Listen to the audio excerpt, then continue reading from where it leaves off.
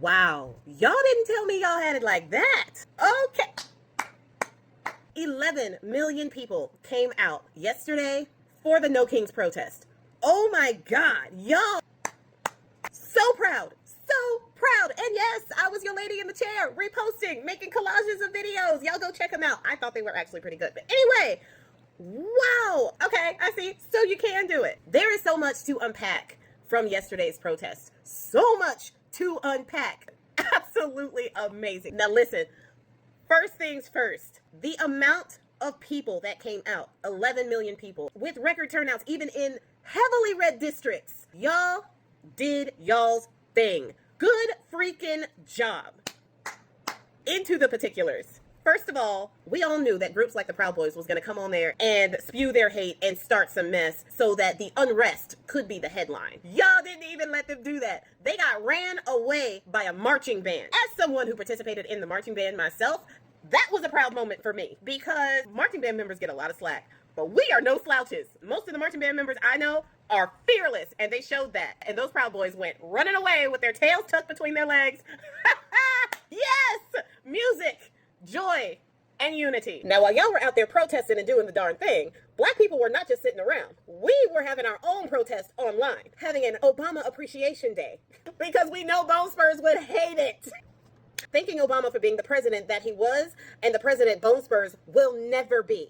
Hitting Bone Spurs from all sides was gold. It was all about Obama online.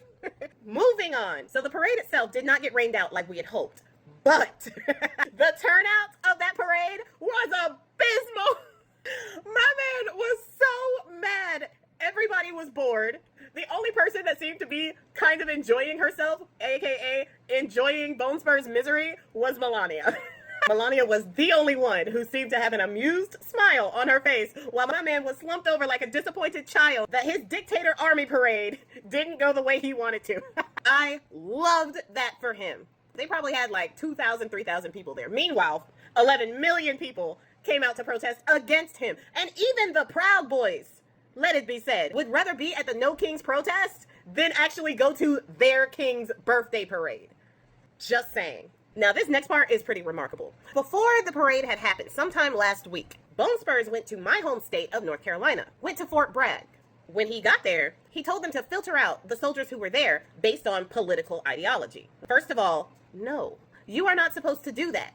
Being in the military means you serve the country. You don't serve the president, you serve the country. You serve the Constitution. You have no political ideology. That is the whole point of the military. Anyway, they filtered out which soldiers had MAGA-type ideology. They had these soldiers come to a rally in uniform. Bone Spurs did a speech, and all of the hate-filled rhetoric that he did with these soldiers in uniform cheering him on. They had MAGA vendor stands where they would, in uniform, go and buy MAGA merch, including cards that said, "White privilege card trumps all." These soldiers, military members of the United States of America, in uniform, were buying MAGA merch. That right there was an act to divide our military, to make our military choose a side. Whether or not they were going to be on the side of the dictator and forget their oath completely, or the side of democracy and the country and the Constitution, remembering their oath. They televised that rally with the soldiers in uniform cheering on his ashes rhetoric to make other military members think and to make the world think that the military was on his side.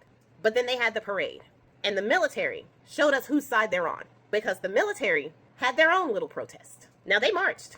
They marched in the parade and did their little thing to the empty seats in the crowd, but they didn't march in lockstep. Now, admittedly, I was never in the military, but I was in a corps band.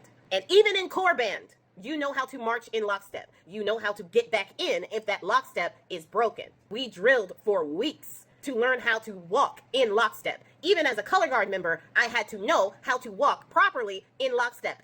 You think that our military didn't know how to walk in lockstep in that parade? That was a protest. That was them saying, I don't want to be in your stupid parade, but I don't have a choice, so I'm going to do it. But I'm not going to walk in lockstep with you. I am walking in protest. And that was our military telling us that, yes, they are still on our side. Some military members, they're willing to cross that line. They're willing to detain American citizens in LA. But the vast majority of our military members remember their oath. They know who they serve and why. That this country was never founded to have a king, to have a dictator. That is not what they signed up for. And they showed that yesterday, and it was glorious. Everything about yesterday was everything that Bone Spurs hates. Unity and togetherness against him and not for him.